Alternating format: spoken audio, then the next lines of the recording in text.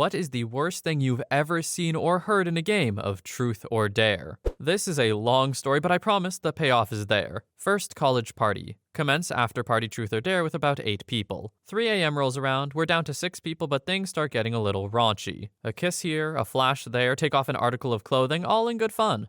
3:30 rolls around. Damn, I still remember the time. This really cute girl who I was crushing on since high school asked me, and I answered truth, because by this time I was already down in my boxers and I didn't feel like sitting there with my dong out. Anyway, she asks me some stupid question, I forget exactly what it was, along the lines of what's the craziest place you've banged. I was a virgin at the time, so my answer naturally was a lie. However, it was a boring one. I said the living room at my parents' house. Everyone started booing me, saying the answer was not worth a turn, and told the girl to go again. I got really embarrassed because not only was it a giant lie, but a giant lie that was somehow still too prude. For some reason, let's call it alcohol and weed, I agreed to go again. Inside, I was having a panic attack and wanted to cry. Yes, men have feelings too. So to avoid a repeat of an intimate question, I went with a dare. Screw it, I thought. I'm decently hung, so I'd rather have my dong out than people find out that I've never put my dong in. I was 18. In my defense, losing your virginity was everything back then. So she dares me to go down on her. This is literally every dude's wet dream. The girl you want more than anything but thought you couldn't have just asks you to go at it. So I obliged whole frickin' heartedly. And it's all downhill from here, folks. First of all, as soon as it sunk in what she asked, I got a massive hard-on. I was wearing those peekaboo boxers, so guess who showed his face without me noticing? And secondly, guess whose face began drooling? So yeah. Prenut is a real thing, and I learned that night. So here I am, sitting across from the hottest girl ever who just asked me to go down on her, with my dong oozing, throbbing, and leaking all over my boxers, surrounded by 3 other girls and another guy as well, and some random party stragglers just watching the game unfold. It gets pretty bad. I notice what's going on, but I don't think much of it because she already has her panties off, so all she does is hike up her skirt and goes spread eagle. Holy crap. I had never done this before. The most I've done with a girl was kiss at this point. I should preface this by saying that I get gassy when I'm nervous. Some of you may know where this is going, but I guarantee you frickin' don't. So now she's spread on the floor and I need to make a move. So I do what any girl-loving guy would do in the most awkward way possible. I shifted onto all fours and crawled towards her like a frickin' tiger or something. I put my face deep in the snatch, but my hands aren't touching her or anything. Instead, I'm still on all fours like a puppy sniffing her. After a few seconds, the position gets horribly uncomfortable, and I shift my weight in such a way that my butt is now sticking up and my knees underneath my body. What happens next is the single worst 30 seconds of my life, followed by years of shame. She begins moaning and tells me to take off my boxers. I quickly oblige, but I can only get them half off in this position without stopping what I'm doing. So, basically, I'm now mooning 3 chicks and a dude that are sitting behind me, my hairy butt perfectly on display about 2 feet from their faces. The chick I'm working on starts moaning more and more and saying she's about to finish. Anxiety gets the better of me. I get super nervous. Did I mention I get gassy when I'm nervous? Did I mention that alcohol also gives me horrible indigestion? The more things heat up, the more I am now focusing on what is going to be the biggest fart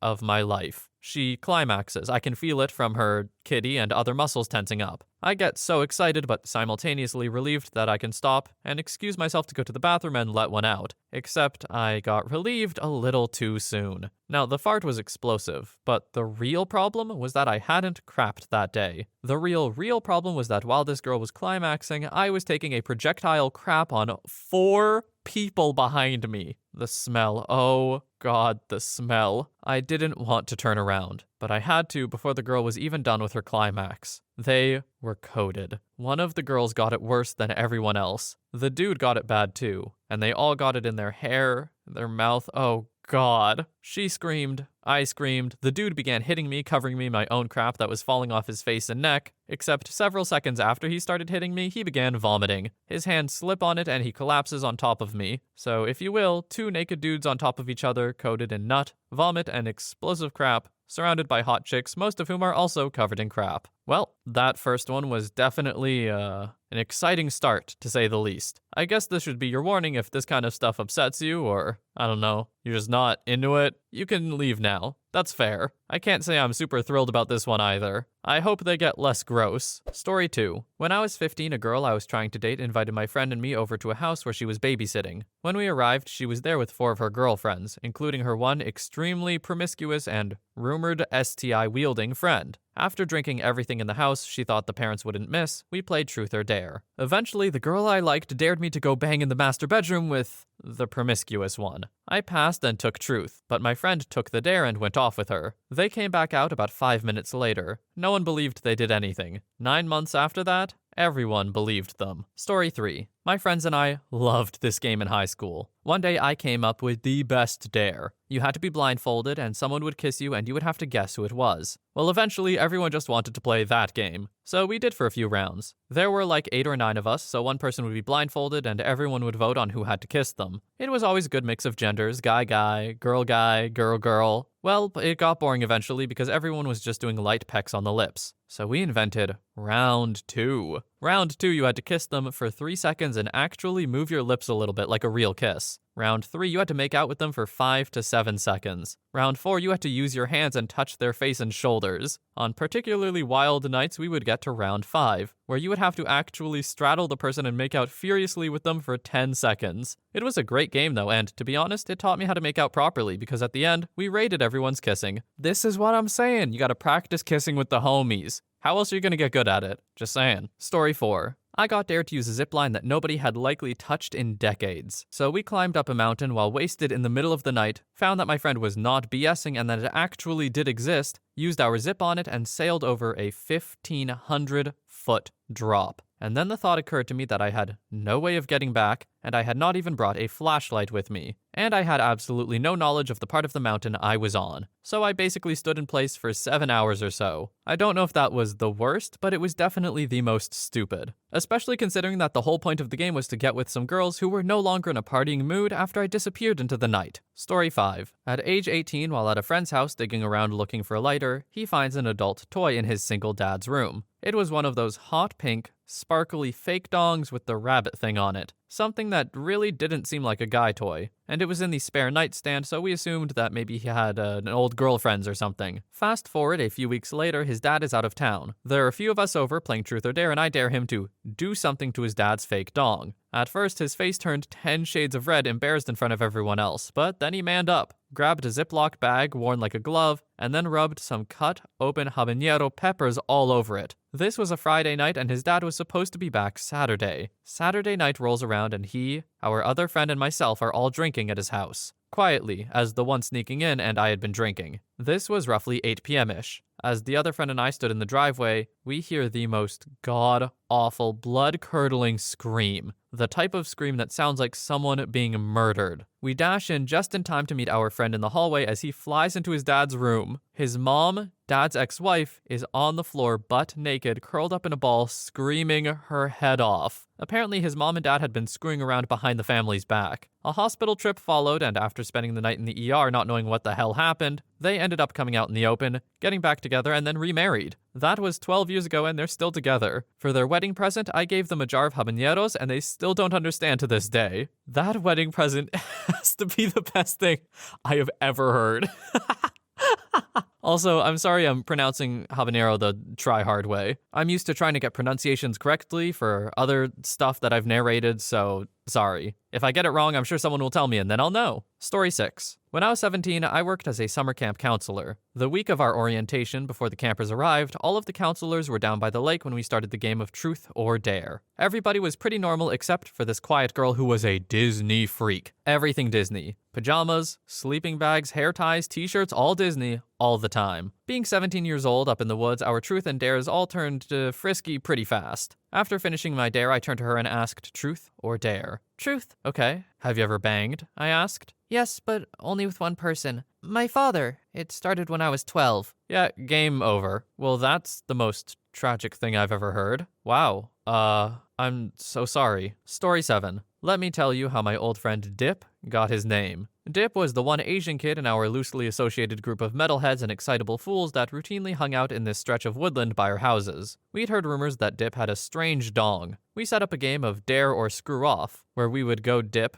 then called Cliff into showing us this legendary thing of his through alcohol and peer pressure. It was totally not gay. In fact, the plan was driven forward by this one girl in our group who had a thing for Cliff. She was a kind of petite little punky chick, we'll call her Claire, not real name, who was all set to sample some Eastern delights. For the rest of us, it was an anthropological exercise. It was for science. So we got liquored up at the mouth of this little dry cave we used as a general stash and a private area for romantic times. 2 bottles of vodka were had between 17s, including Dip and Claire. The night was lit by this gigantic torch one guy borrowed from his dad. It was a warm night. We could see this thing in all its terrible glory. The stage was set. We spun the bottle. It landed on me. "Show us your dong," said one of the girls, as planned. I had nothing to hide, turned away, took it out of my jeans, sack and all, spun around, and everyone went, "Ah, Jesus," and I put it away. Most natural thing in the world. Cliff looked uncomfortable, like maybe he didn't want to play anymore. Claire sat beside him and put her arm around his back. We spun the bottle, sure enough, it landed on Cliff. "Show us your dong." No way. "Show us your dong. Don't be gay," etc., etc. We impressed upon him the binding nature of the dare situation. Nothing left the circle. Were we buds for life or what? Then Claire made her move. "You'll show me, won't you?" He was dumbstruck as she led him into the cave and told us to keep watch. Big dumb grin on his face. Fumble, fumble, fumble. Time went by. We then hear Claire saying, "Oh, Jesus," over and over again. Cliff and Claire were straight up banging in the cave. This was unheard of. Then Claire let out this unnatural scream. We heard scuffling and pebbles scattering. We turned the torch into the cave mouth. There was Cliff coming at us with a swinging hard-on and his jeans under his arm. It was the longest dong I've ever seen or cared to see outside of adult content. Probably 9 inches in all, with this fat head and thin shaft. The shaft was under an inch in diameter, the width of my thumb at the knuckle, and it was kinked like a hockey stick. To our horror, this nightmare womb plunger, this cervical spear, the satanic dipstick, was half covered in blood. Cliff ran the frick away, mind broken. Claire emerged and her friends took her home. We didn't know until the following Monday what had happened. Did she need an ambulance or what? What had the monster done? Cliff wouldn't come to the phone. It turns out that Dipstick's awful dong had somehow triggered her period early for that month by agitating the very depths of her womanhood with its crazy plunger head. She must have been kind of borderline at the time. Cliff instantly became Dipstick, later Dip. The story has a kind of happy ending. 2 girls took on the Dip challenge over the next year. Neither reported enjoying it, but Cliff was pleased with himself. Now, I say this as a straight man, but never have I been more curious as to what a dong looked like. Story 8. A friend of mine back in high school was asked where the weirdest place he had ever pleasured himself was. His answer was a train, which really wasn't too weird, still kind of weird, but he then, for whatever reason, didn't stop there. He told us where he put the mess afterwards. When the train staff came through, he ate it. Again, he told that last part completely freely. No one asked. Man, you ever say something embarrassing and you try to make it better by explaining more and you make it worse? I feel this guy a lot. Wait, don't take that out of context. I just mean I understand why you said that. Story 9. When I was about 15 years old, my high school soccer team had a co-ed, girls/guys team, spaghetti dinner. That turned into a co-ed sleepover. Maybe about 6 guys and 5 girls. We ended up taking a bottle of really cheap Mr. Boston vodka from this kid's parents, and all of us began drinking much faster than 15-year-olds should. I was beginning to feel pretty nauseous, but I was determined to stay in the game of truth or dare that we had started. I was then dared to kiss the bare butt cheek of one of the more crude chicks on the girls' team. As I pressed my lips to her cheek, she thought that it would be hilarious to grab the back of my head and fart right in my face. The heat and smell were too much for my stomach to bear, and as I pulled away, I barfed all over her back and butt. This is a classic you reap what you sow moment. She played with fire and she got burned. OP, that's not on you. Story 10. Was playing Truth or Dare with a few friends, my best friend and my best friend's wife. When they were married, they were both virgins by choice from a traditional household. We're having fun and it comes to my turn. I ask my best friend's wife, truth or dare. She answers, truth. My friend and I would always joke about our SOs despising butt stuff and being disgusted by it. So I asked as a joke, have you ever done butt stuff? Yes, she answers. Her husband turns bright red and says, no, we haven't. The two leave shortly after. Turns out she was a traditional virgin but had lost her, butt virginity back in high school. We didn't really talk after that. Oh, I thought it was just embarrassing for the dude, not that someone else had done it to— Oh no! As someone who waited for marriage, this must have been devastating. Oh no. This poor man. I'm surprised that she never mentioned that before. It seems like something you would tell your partner, but I guess it would never come up. Like, how do you bring it up? You wouldn't bring it up randomly. That's so weird. Story 11. It's not that bad comparatively, but it was still unpleasant.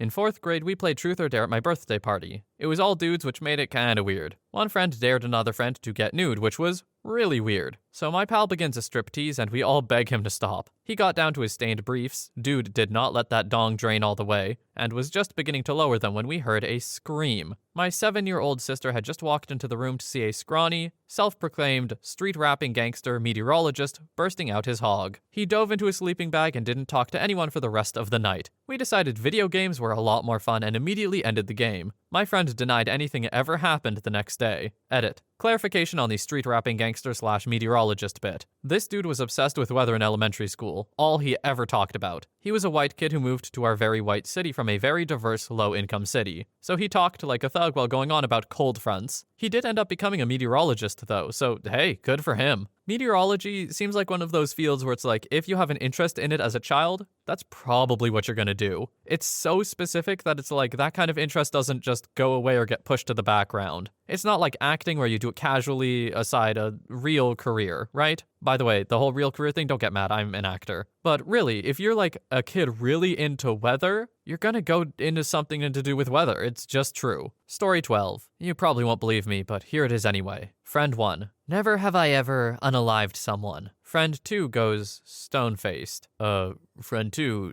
shouldn't you drink? Screw you. She chugged her drink and walked off. That's how I found out about that story. It was self-defense. Her best friend was assaulted and unalived right in front of her eyes. She got his gun from him and shot him. Cops came busting in. Someone had called in due to the screaming. She was freaked out because she was 15 and had just unalived a man, and thinking the cop was another attacker, accidentally shoots him too. I knew she had done some unspeakable stuff, and that she was on a very, very long probation for it, but whew, heavy stuff. Story 13. Oh god, I had a friend who basically aspired to join the cast of Jackass. He would literally do any dare. Our friends were actually pretty irresponsible with his total lack of self-preservation. It got way out of hand sometimes. He was like a volunteer human guinea pig for every crazy idea. He was fearless. We called him Super Pat. Some examples in ascending order of creativity and stupidity. He let me film him getting kicked in the balls by someone who had a running start. Also, he was the first in line to be tased, first on the arm and then again on his balls. He took a paintball pellet to his bare butt at point-blank range. He took shots of hot sauce. He duct-taped a gigantic firework canister to his butt and set it off. He jumped off a second-story balcony onto a hammock over concrete, breaking his femur, thus earning the name Bionic Super Pat. He told us to tie him to a chair and not let him go until he finished an 18-pack of beer by himself. Getting to 13 before we made him stop out of fear he would rupture his bladder. You could literally see how distended it was through his clothes. He ate his roommate's goldfish, immortally uttering the phrase, "Frank is inside me," which led to the worst, or best, depending on your perspective, idea, when he decided to prank the employee of our local pet store. I wasn't there for this one, but apparently he purchased a couple dozen small feeder fish, took them outside, and proceeded to swallow them all whole with a vodka chaser, then went back into the store and said, "Ma'am, there's something wrong with your feeder fish,"